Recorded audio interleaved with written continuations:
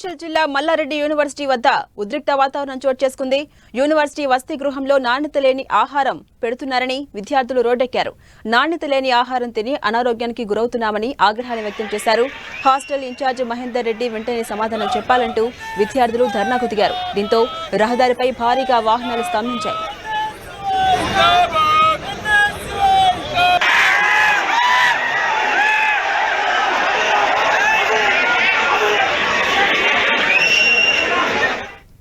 నాణ్యత లేని ఆహారంతో మల్లారెడ్డి కళాశాల యాజమాన్యం విద్యార్థుల ప్రాణాలతో చెలగాటమాడుతోందని ఎన్ఎస్యుఐ నాయకులు ఆరోపించారు.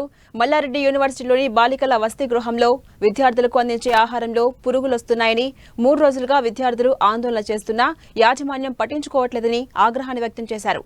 యూనివర్సిటీ వైఖరికి వ్యతిరేకంగా విద్యార్థులతో కలిసి ఎన్ఎస్యుఐ నాయకులు యూనివర్సిటీ గేటు వద్ద ధర్నాకు దిగారు. యాజమాన్యం వెంటనే స్పందించి విద్యార్థుల సమస్యలను పరిష్కరించాలంటూ డిమాండ్ చేశారు.